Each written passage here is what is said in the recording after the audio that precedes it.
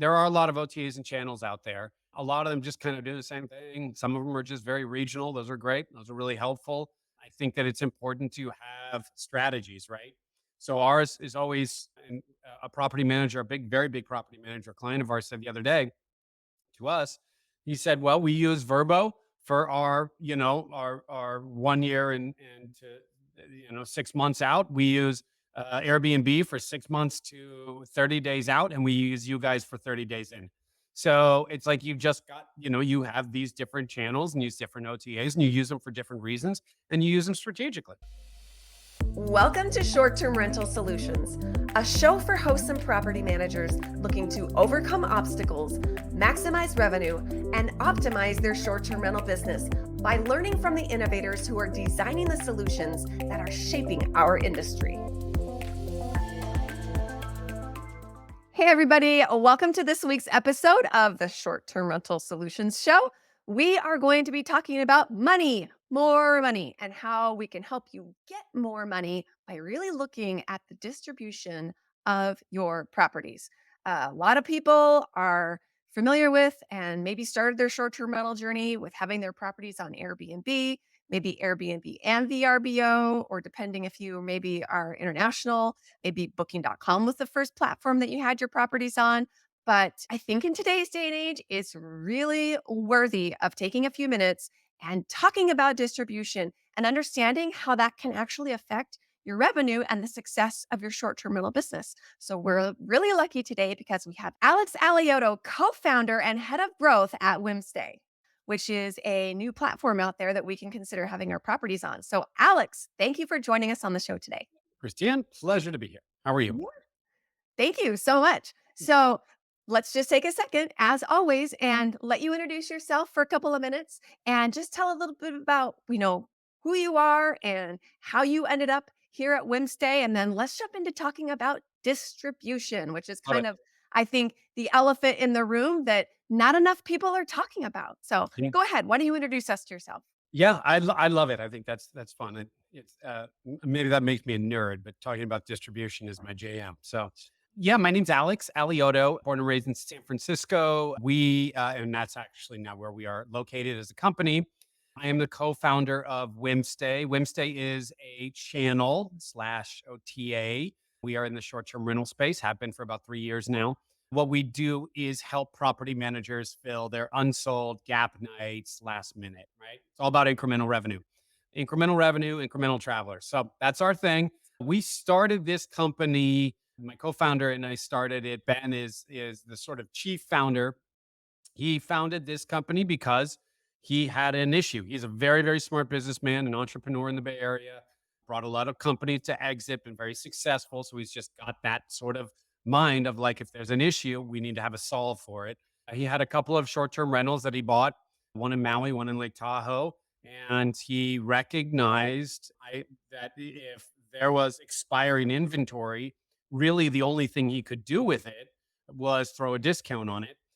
And if you throw a discount on it, your strategy at the end of the day is hope. You're hoping somebody happens to come to your property and find your discount, right? And so to him and to that kind of sort of entrepreneurial mind, that did not fly. So interestingly enough, he was not necessarily aware of a company called Hotel Tonight, which was doing this exact thing, but in the hotel space. So he didn't realize that it was already a proven model, but he did think to himself, well, how do I fix this, right? How do we get it so we are driving people, making people make the decision, I am going to go to this site because I want to specifically find last minute deals and then therefore get rid of that expiring inventory. So with another friend of ours, he came to me and we started this thing. And this has been 3 years and we're doing exceptionally well. We couldn't be happier with the progress. It's the hardest damn thing I've ever done in my life, though. I'll say that. Well, there's nothing wrong with doing hard things. A No, lot of great things have been done by people who are not afraid of I would doing say hard things. most good things have been done by people who are risk averse. So Yes, exactly. So, okay, here I am. I'm a host. I'm wanting to, look into this, but I think fear is what holds a lot of people back. yeah. I don't know. What's your pulse on what do you think maybe is holding people back from adding more channels to their distribution? That is a great question. I think, yeah, I mean, I think there's a trust factor, right? Like, who are, are these people going to be bringing me the right traveler? Specifically, look, I mean, I'll be very honest. Our value proposition is based on last minute, right? And so, if you will talk to any host or any property manager, they'll say a lot of their problem clients come in last minute bookings, right? So, which is a problem we understand, and so we've addressed it, obviously, and we've got safeguards around it. But that could be it. It could be there's comfort with Airbnb and Verbo, right? And Mark Simpson from Boostly, I will quote him all day, every day.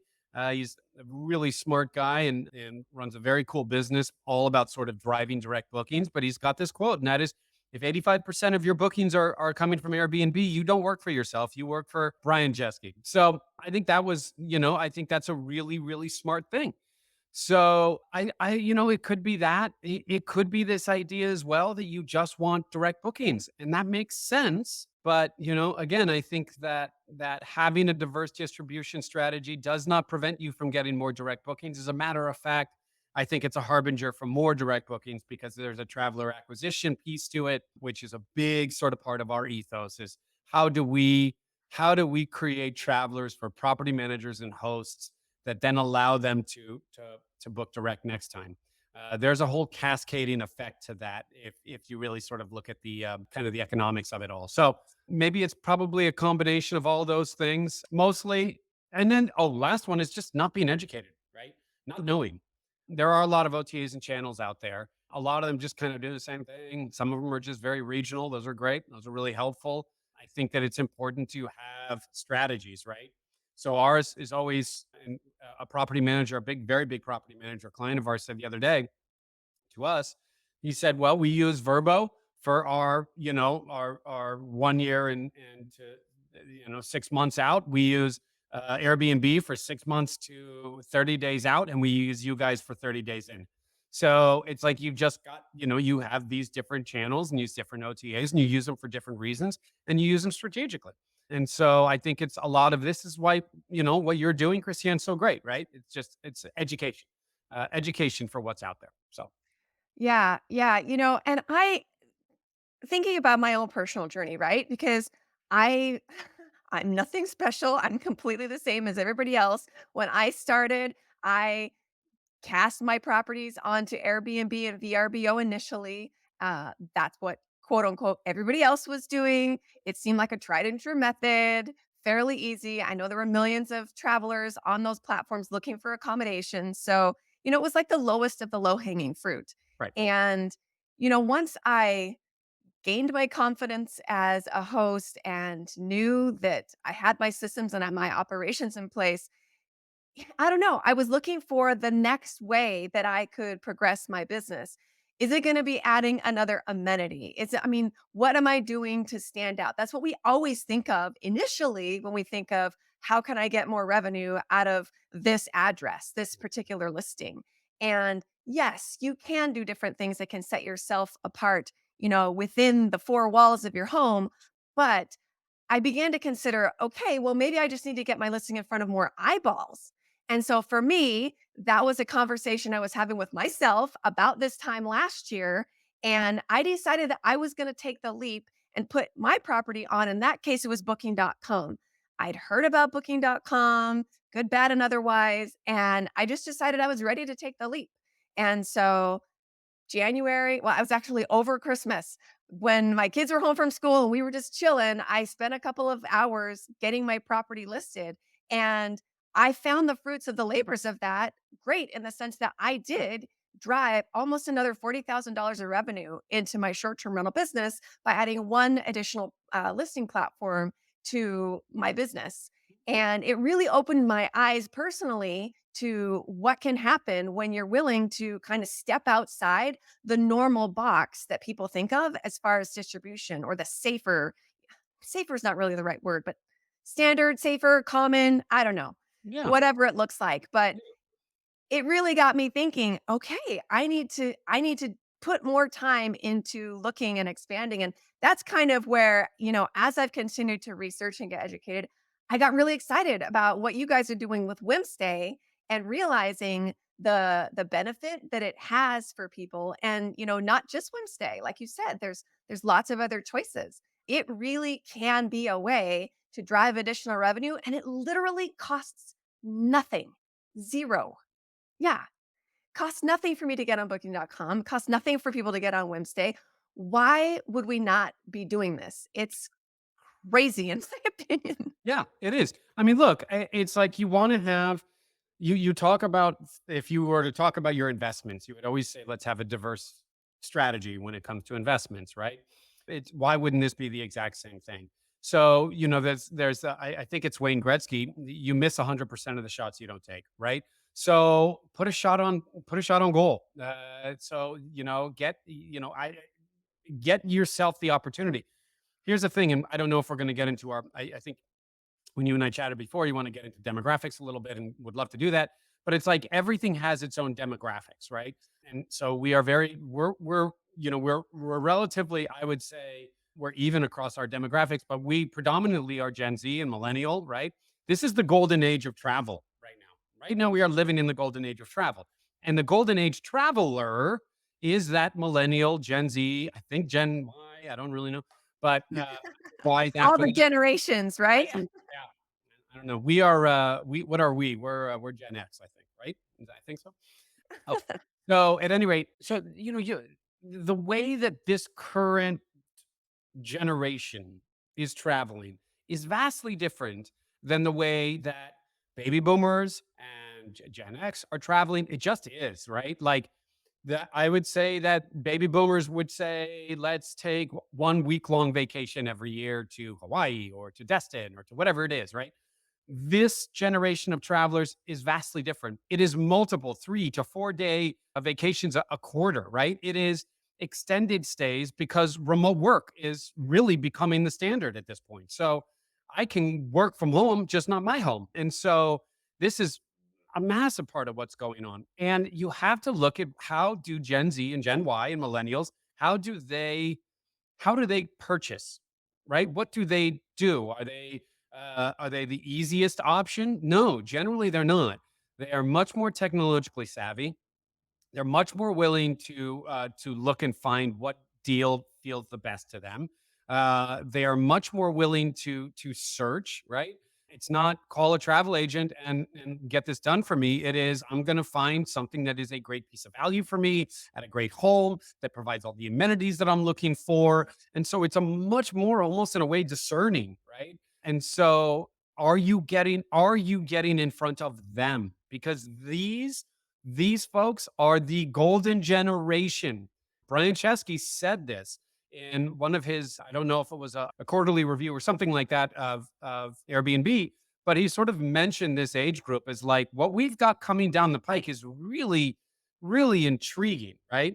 The other thing is they tend to want to stay in short term rentals more than they do hotels because they're much more experience based, right? So it's much more about is this Instagrammable? Not my jam, right? I don't even have Instagram. I think it's kind of awful, but it's a big deal to a lot of people. And it's really important to a lot of people. They want to make sure they have an experience. Can you have an Instagrammable experience sitting in a hotel room? Probably not, right? So there's all these factors that come into this. So are you getting in front of them? That's the question. That's our main demographic. Those are folks that are willing to travel spontaneously because they don't have a work office to go to anymore. They maybe it's pre-children, so they've got a little bit more income to spend, and they're willing to be a little bit more spontaneous. But at the same time, they know, hey, I don't have to take the first deal I look at. So these are all really important things. And by the way, great travelers. I mean, amazing and respectful and incredible travelers. So it's that's sort of there's I'm in my 40s, right? To get off my lawn sort of thing. No, it's not the case. They like to talk about where they go. They want the good experience. They cherish the good experience. They want to talk about the good experience. And I think that kind of will segue. And I don't want to completely Go there. Go for I it. don't want to completely hijack this thing, but I do think I really think I am of the opinion, and Wednesday is of the opinion, that direct bookings in and of itself is probably the single most important thing I would say the success, for lack of a better word, of this industry. And the reason why is because if you kind of look at the gap between hotels and short-term rentals, a lot of that gap, it's gone. I read something in Fortune magazine. It was like some poll or something survey that was done where that gap between hotels and vacation rentals is now about 4%, which means, and it used to be 15, 20, 30%, right? So that gap is closing. Now, what's going to make it so that gap not only closes, but then So goes can this I way? ask, is Yeah. that a price gap? What's the gap? No, that's a gap between people that used to just go to hotels and now are going to short-term rentals. Ah, So it's not a price gap. These are folks that are now they used to say, "No, I only go to hotels," right? Versus I only go to short-term rentals. That gap used to be 20%, now it's 4. And so basically, in other words, people are going to short-term rentals more than they ever have. And so, what's going to kind of eclipse that, in my opinion, is hospitality. So, there's a certain element that people expect from a hotel, and that is they want to make sure they've got their amenities, they want to make sure they're taken care of, they want to make sure it's clean. All of these things that are so very important, right? So, if property managers and hosts are focusing on, hey, I'm going to do my best to ensure that this person books direct next time, then you're going to put a little bit more emphasis on these types of things, right? You're probably going to add a local flair to it, right? If I'm in San Francisco, maybe I'll add like some Bay Area breweries and put a couple of IPAs in the refrigerator or like a local coffee or something like that, right? I'll make sure the place is clean. I'll make sure to be very, very on top of it. If they call me, I'll call them right back. And if there's an issue, I'll go fix it, right? All of these things that are so important to travelers to make sure that, hey, I'm on vacation. I want to be on vacation. I want to be to a certain extent pampered. I want this to be an experience. If property managers and hosts are focusing on that, those folks will come back direct next time. And if they come back direct next time, that means they've switched over to short-term rentals. And it also means from Whimstay's perspective, I mean, one thing that we'll always do is at a booking, we'll give the host or the property manager all the guest information fully unencrypted. The reason why is because we want them to go get that direct booking next time. And if that guest has an amazing time, it's not all kumbaya. We're not like, oh, share. We do like share, but it is to a certain extent. It's hey, you do your thing. Bring this person back direct. If that person has that experience, they're going to say, hey, if I ever come back to Orange Beach, I'm going to you. But you know what? I'm also, if I ever go a short term rental, I had a great Whimstay experience. So I'm going to go back to Whimstay. So it's a cascading effect, right? So I think it's super duper important. Have a diverse distribution, get to every traveler you can, and focus on direct. So that's kind of yeah. my, yeah, Amen to everything. Preach it. preach it, preach it. Yeah, I absolutely agree. Yeah, literally with everything. And I think, it's really interesting. I was doing some reading the other day. There was something that Airbnb posted. I want to say it was like in June of 2023. I'll dig it up. I'll put a link in the show notes here. But it was an article talking about like distribution, like distributed travel or something. I can't remember the exact terminology that they were using. Oh, or no, dispersal, travel dispersal. And basically, it was the brunt of the article was talking about how short-term rentals have provided accommodations to different neighborhoods and areas that were either unserved or underserved Great by example. hotels. A great And example. so, as short-term rental properties are cropping up around cities or even in smaller communities that didn't really have, a Hilton or a Marriott or whatever, that they're able to provide access. And so in that way, that's another way that we're kind of gaining traction with travelers and closing that gap between the hotels and, well, it's not even a gap because the hotels weren't even there to begin with, right? Right. Right. We're Well, just yeah, but it's adding to that city and to that region and to that place, right? And it's allowing, I think, going back to that experience piece, it's allowing people to experience the place they're going to. Look, yes. I like hotels. I love them, as a matter of fact. I love walking into a lobby of a nice Four Seasons. I just like it. I like the smell. I like the feel. I do. But you're also somewhat confined, right? I mean, you're in an area that's probably a hotel resorty type of area. You're in an area that's, I mean, a lot of times people just end up kind of getting stuck within the hotel. You're probably not seeing neighborhoods. So you're not experiencing neighborhood coffee shops. You're not experiencing neighborhood restaurants. You're not experiencing neighborhood retail, right? And so you're just not, unless you have a rental car, I mean, there's a whole deal, right? So you're not doing public transportation. Like, how cool is that? I was in Nashville recently for a conference. I did not stay in a hotel. I stayed in a Whimstay in a short-term rental in Nashville. I used the public transportation. I used Ubers to get around. I walked around. I would not have done that if I was in a hotel, right? And this was a really cool neighborhood around Fisk University, which I definitely would not have known about or gone to, right?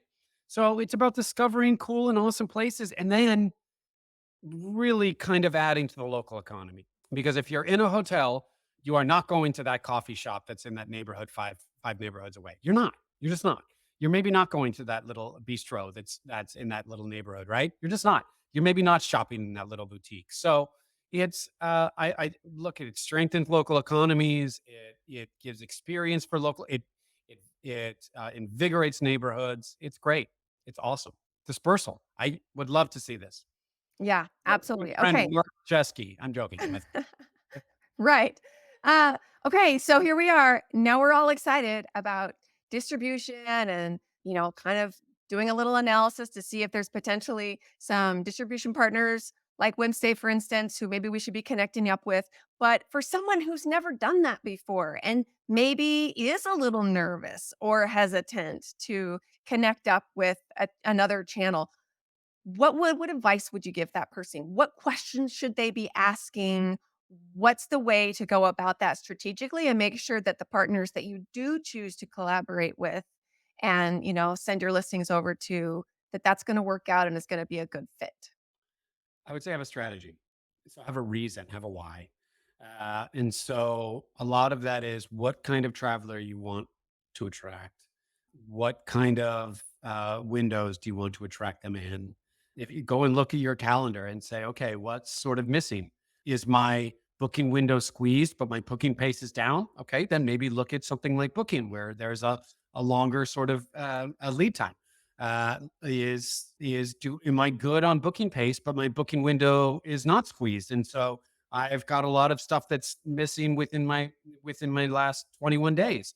Then you look at Whimstay, right? So I think kind of look and see what it is you want and be able to fill in gaps so that sort of everything is covered. In addition to that, I would look at commission rates, right? There are some outrageous commission rates out there. And I know that margins are already relatively thin in this industry. So, and if you're a host, your margins are somewhat thin, right? Yeah, they just are, especially if you own a home and a property manager runs it for you, right? So I would say, make sure that the commissions are not outrageous. So that's a really important thing, I think. What's the process like to get on board? Is it 15 minutes or is it a month and a half or 2 months? You know, if it's a month and a half or 2 months and you're willing to go through that and that particular channel fits that particular thing for you, have at it. Go do it. Right. And it doesn't bother you, then great. But, so I think all of those things are really, really important. I think how do you want to price out everything? How important is ADR to you? Are you willing to go below the average ADRs? Those types of things. So, I would say strategy is the number one thing. Have a goal, have a why. And I think if you've got your why and you've got a goal to get to at the end of the year, and then you have your controllables, right? You can't, goals are funny because you can't really necessarily control whether you hit your goal or not. You just can't.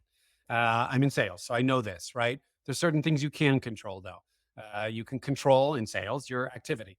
In this case, you can control what your game plan is. This is what I want to do. This is what I'm seeing. This is how I'm going to do it.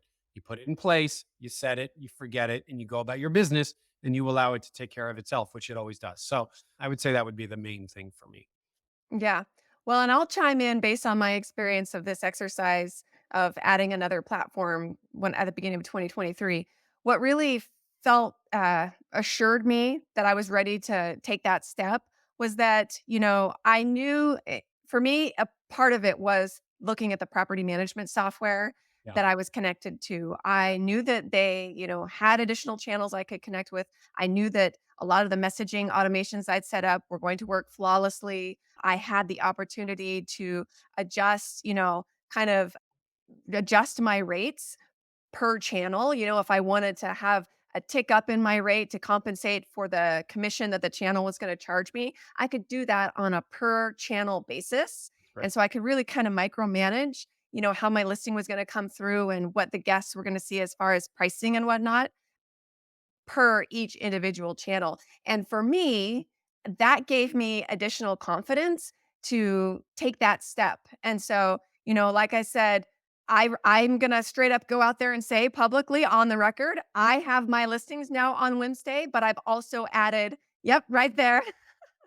Uh, I've also added some additional channels because it makes sense. It's basically free to do. Why would I not get my listing in front Totally. of as many eyeballs as possible? So Totally. And I look at really look at property management software systems that allow that, right? I mean, I would say that's another thing, sort of in terms of strategy, right? Use a PMS that's got those sort of connectivity partners.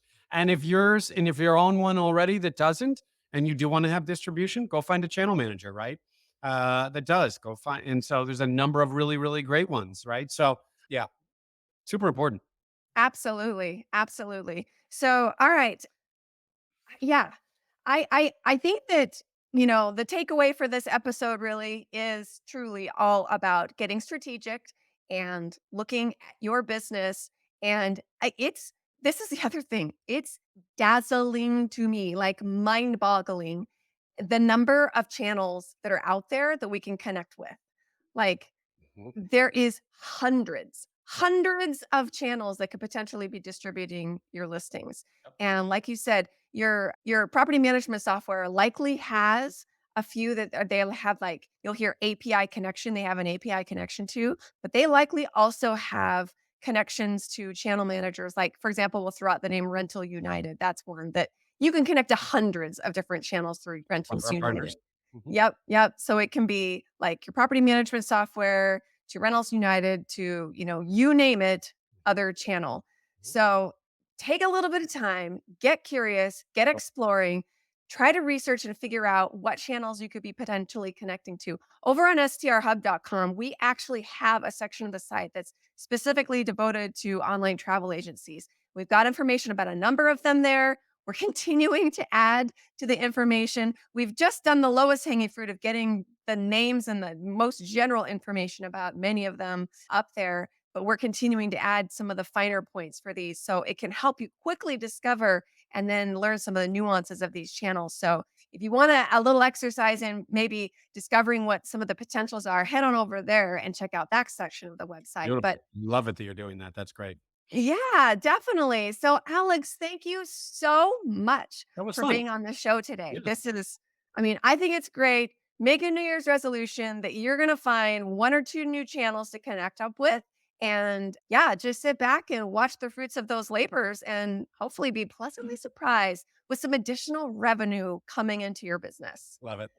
Yeah. So, Alex, why don't you tell people where they can find Whimstay and how they can connect up with you? Lovely. Yeah. Just go to whimstay.com. That's the website, obviously. You can find a little button in there that says, add your properties to Whimstay. You could do it that way. You can also always just, you can email me and I can always figure something out and get it to the right salesperson. But Alex at whimstay.com, Alex at WHIMSTAY.com. That is my direct email. So feel free to email me if you hear this and I'll make sure that you get to the right person. Absolutely. And I will say one more note to close. Very easy to get connected to Whimstay. 15-minute onboard. Gotta love Yeah, it. Yeah. super, super easy. There's literally no reason Yeah. why, you shouldn't at least explore whether this could potentially be a good option for you. Thanks so So much. I appreciate you saying that. And this was a lot yeah. of fun. This was a lot of fun. I appreciate it. Absolutely. Well, hey, everybody. Thanks for spending a couple minutes with us. And we look forward to having you back for next week's show and offering you information and conversations with the innovators who are designing the solutions that are shaping our industry.